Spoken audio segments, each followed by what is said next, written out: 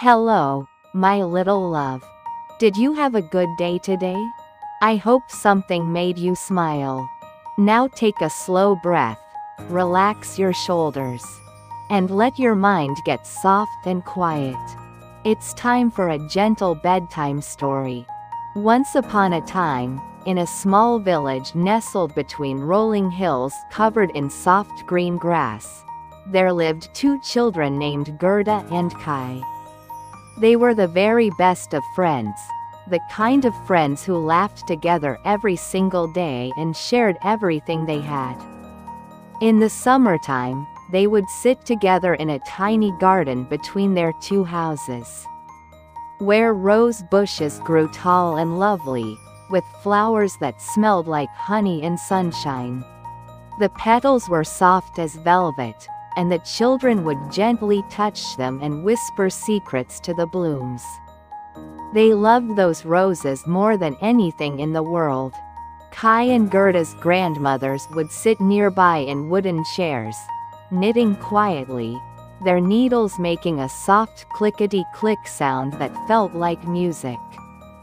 The air was always warm and golden in that little garden, and butterflies with wings like painted silk would drift lazily from flower to flower.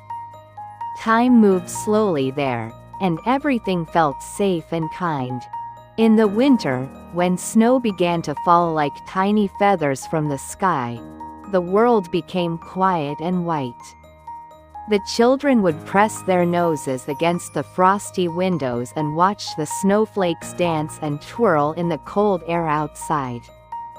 Kai's grandmother told them stories about the Snow Queen, a mysterious lady who lived far away in the frozen north, in a palace made entirely of ice and starlight. She was beautiful, the grandmother said, but cold and distant, like the winter wind itself. The children listened with wide eyes, imagining a place where everything sparkled and shimmered like diamonds. One winter evening, as the moon rose pale and silver in the sky, something magical happened. Kai was looking out his window when a single snowflake, larger and more intricate than any other, landed softly on the glass. It sparkled and glowed with a strange, gentle light. As Kai watched, the snowflake seemed to grow and shimmer, and for just a moment, he thought he saw a kind face within it, beautiful and far away. Then a tiny, icy splinter, no bigger than a grain of sand, drifted through a crack in the window and touched his eye so softly he barely felt it at all. Another small piece settled near his heart, light as a whisper. At first, nothing seemed different. But as the days passed, Kai began to change in small, quiet ways. He no longer laughed as easily as before. When Gerda showed him the roses they both loved, he would look at them with distant eyes and say they seemed ordinary now, not special at all. His words became cooler, like winter frost, and he forgot how warm and golden their friendship had always been. Gerda felt sad and confused, missing the friend who used to smile at everything. One day, when the snow was falling thick and soft outside, Kai took his wooden sled to the village square to play. The snow was perfect for sledding, smooth and untouched, and children were laughing and racing down the gentle hills. Then, through the swirling snowflakes, came a sleigh unlike any the village had ever seen. It was made of pure white ice that gleamed like pearls, pulled by horses that seemed woven from winter wind and moonlight. In the sleigh sat a tall, elegant woman wrapped in furs as white as fresh snow. Her eyes were pale and calm, like frozen lakes, and her presence felt like the hush that falls over the world during the deepest part of winter. This was the Snow Queen herself, traveling through the countryside on the cold wind. When she saw little Kai standing alone with his sled, she paused. There was something about him, something that called to the icy splinters in his eye and heart. Without a word, she gestured to him gently, and Kai, feeling drawn by something he couldn't explain, tied his sled to the back of her sleigh. At first, they glided smoothly through the village, and Kai felt excited by the speed and the adventure. But soon, the sleigh began moving faster and faster, carrying him away from everything he knew, out beyond the village and into the wide, white wilderness. The Snow Queen looked back at him just once, and her gaze was not cruel, but distant and far away, like she had forgotten what warmth felt like. She wrapped him in a soft, cold fur to keep him from shivering. And they traveled on through forests where every tree was frosted with ice, across frozen rivers that reflected the stars, and over mountains that touched the clouds. Kai felt strange, as though he were inside a dream made of winter light. The cold didn't hurt him, but it made him forget, little by little, about the rose garden, about laughter, and about Gerda. Back in the village, Gerda woke the next morning and ran to find her friend, but Kai was nowhere to be seen. She searched everywhere, calling his name through the quiet streets, her voice echoing softly in the cold air. No one knew where he had gone. Some said they had seen a beautiful white sleigh in the storm the night before, but it had vanished like mist.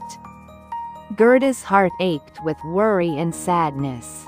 She missed her friend more than words could say. Days turned into weeks, and still Kai did not return. Gerda decided she could not wait any longer. Even though she was small and the world was so very big, she would go and search for him herself. She put on her warmest red coat and her sturdy boots, kissed her grandmother goodbye, and set out into the world with nothing but love and hope in her heart. Her journey took her along winding roads that stretched through meadows and forests. The sun shone gently on her face, and birds sang sweetly in the trees, as if encouraging her to keep going. She walked for many days, asking everyone she met if they had seen a boy named Kai. Most people shook their heads kindly, but they offered her bread and water and wished her luck. Gerda's feet grew tired, but she never gave up, because she believed with all her heart that she would find her friend. One warm afternoon, she came to a river that flowed smooth and silver through the countryside. Beside the river was a little cottage with a garden bursting with flowers of every color imaginable. Roses, tulips, daisies, and lilies grew in cheerful tangles, and the air smelled like summer and sweetness. An old woman with silver hair and kind, twinkling eyes lived there. She was lonely and delighted to see a child at her door. She invited Gerda inside, gave her fresh berries and cream, and let her rest in a soft bed covered with quilts that smelled like lavender. The old woman loved having Gerda there so much that she used a gentle magic to make the child forget about Kai. Just for a little while, so she would stay longer. The roses in the garden disappeared, tucked away by the woman's magic, because she knew roses would remind Gerda of home. For days, Gerda played happily in the garden, petting the old woman's fluffy cat, picking flowers, and listening to sweet songs. But one day, as she was weaving a flower crown, she noticed the pattern on the old woman's sun hat. Embroidered there, delicate and beautiful, was a rose. The moment Gerda saw it, all her memories came flooding back like warm sunshine breaking through clouds. She remembered Kai, the rose garden, and the reason she had set out on her journey. Tears filled her eyes, and she hugged the kind old woman and thanked her, explaining gently that she had to keep searching. The old woman understood. She was sad to see Gerda go, but she knew love like Gerda's could not be stopped. She packed a basket of food for the little girl and waved goodbye from her garden gate, whispering a blessing on the wind. Gerda traveled on, and soon the air began to grow cooler. Leaves turned golden red, and then they fell from the trees, swirling around her feet as she walked. She met a friendly crow who hopped along beside her for company. The crow had heard of a palace not far away where a clever young prince had recently been chosen by a wise princess. The crow thought perhaps this prince might be Kai. Gerda's heart leapt with hope, and she followed the crow to the palace, which stood tall and graceful against the autumn sky. The palace guards let her inside because she looked so earnest and kind. She walked through grand hallways lit by golden candles that cast warm, flickering shadows on the walls. Finally, she reached the royal bedroom, where a young prince and princess slept peacefully in beds draped with velvet curtains. Gerda tiptoed close and looked at the prince's face. Her heart sank softly. It was not Kai. But the prince and princess woke and were not angry. Instead, they listened to Gerda's story with gentle faces, full of sympathy and admiration for her bravery. The princess gave Gerda a warm coat lined with fur and a pair of boots that would never wear out, no matter how far she walked. The prince gave her a small golden carriage and a reindeer to pull it, so she could travel faster and more safely. Gerda thanked them from the bottom of her heart, and with tears of gratitude in her eyes, she continued north, into the colder lands where winter never left. The forests grew thicker and darker, and the air turned icy. Snow began to fall again, soft and endless. One night, as the carriage rolled through the woods, it was stopped by a band of forest robbers. They were rough and wild, but among them was a little robber girl with tangled hair and bright, curious eyes.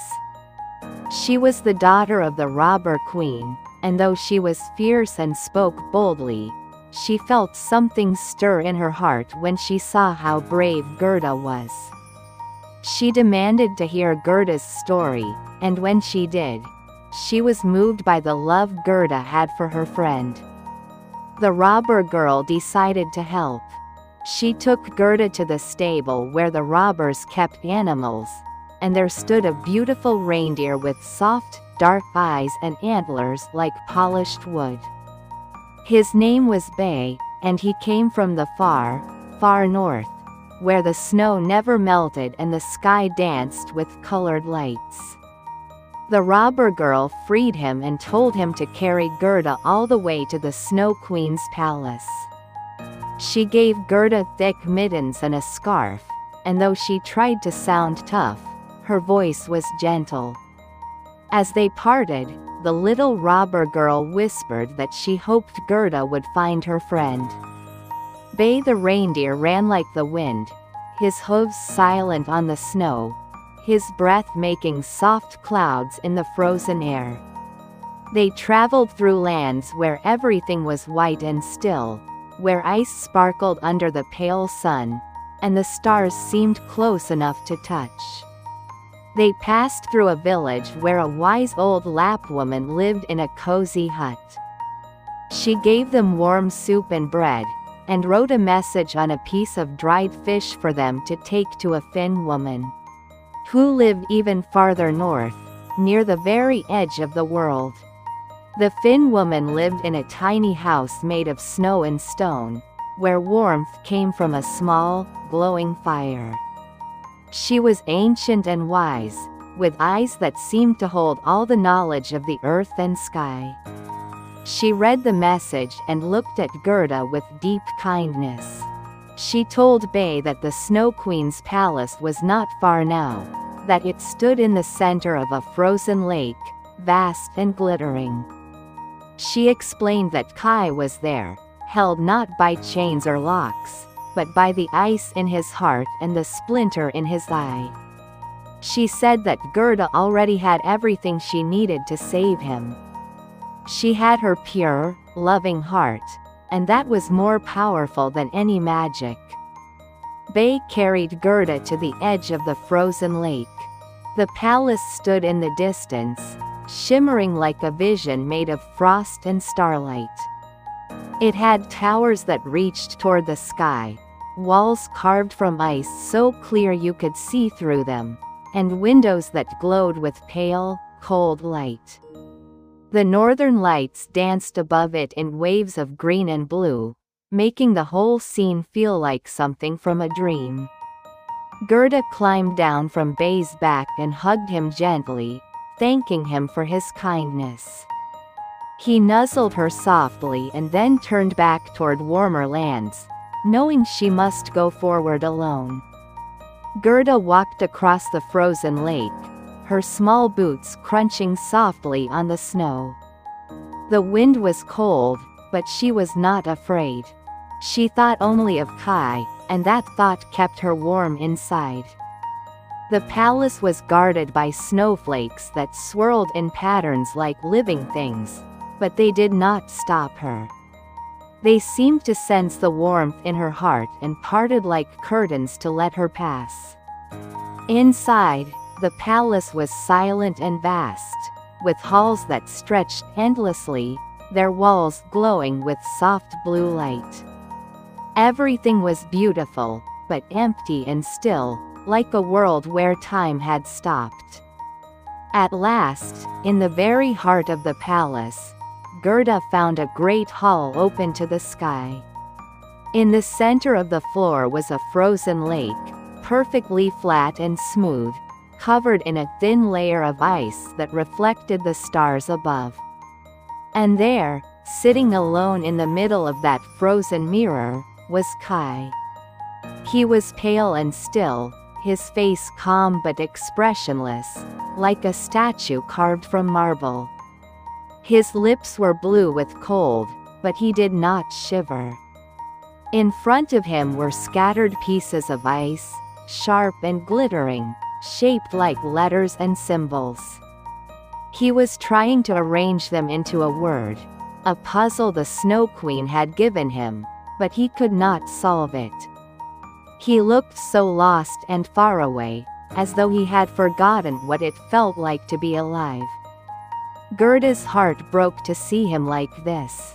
She ran across the ice, calling his name, her voice ringing out in the silence like a bell. Kai looked up slowly, but his eyes were empty. He did not recognize her. Gerda knelt beside him, took his cold hands in hers, and began to cry.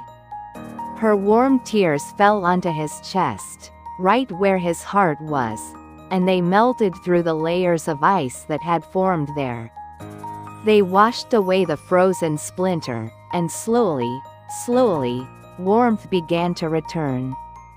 Gerda held him close, and she began to sing softly, a simple song they used to sing together in the rose garden. Her voice was gentle and full of love, and as she sang, something inside Kai began to wake up. He blinked. His eyes focused. He looked at Gerda, really looked at her, and suddenly he remembered everything.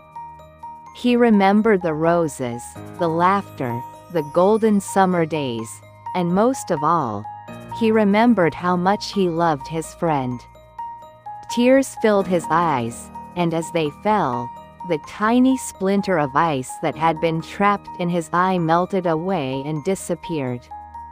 He began to cry, and Gerda cried with him, and they held each other tightly, laughing and weeping at the same time. Their tears fell onto the scattered ice pieces on the floor, and something magical happened. The pieces began to move on their own, sliding and clicking together until they formed a single word, shining and clear. The word was eternity.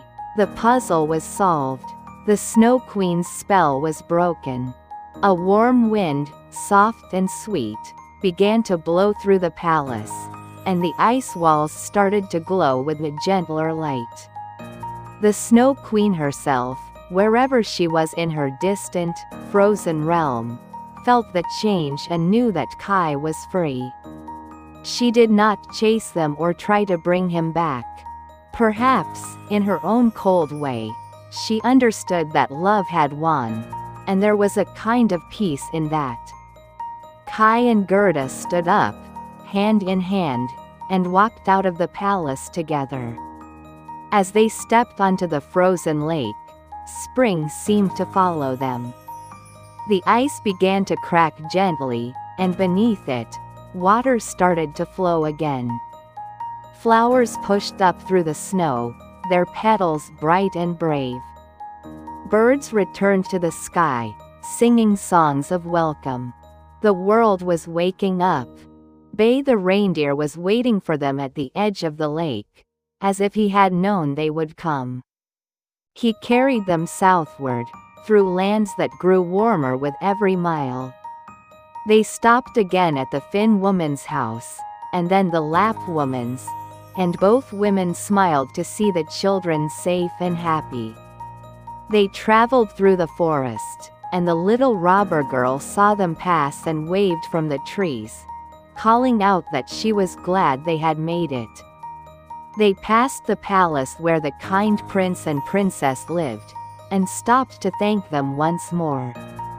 They walked through the countryside where the old woman's cottage stood, and though they did not stop, Gerda whispered a thank you on the breeze.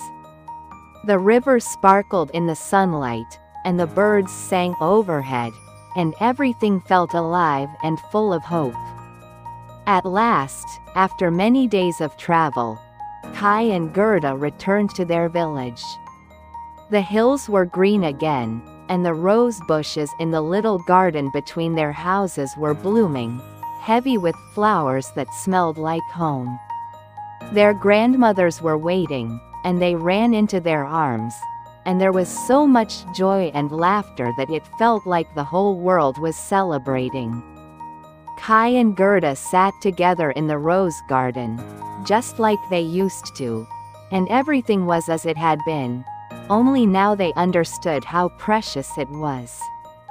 They had traveled so far and faced so much, but they had found their way back to each other, and that was what mattered most.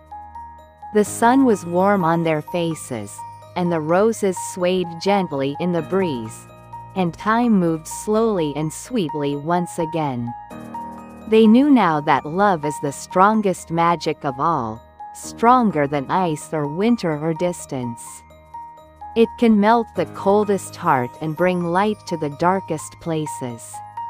And as they sat together under the summer sky, surrounded by roses and birdsong and the soft hum of bees, they felt safe and happy in home. The years would pass, and Kai and Gerda would grow, but they would never forget their journey or the lessons they had learned. They would always be kind to one another, always remember to be brave when things were hard, and always treasure the warmth of love and friendship. And in their hearts, they carried a little bit of that magical journey forever, like a star that never stopped shining, even in the quietest, darkest night. You did well today, my little love. Now let your eyes grow heavy, and let the night wrap around you like a soft blanket. Sleep well, sweet dreams, and rest deeply.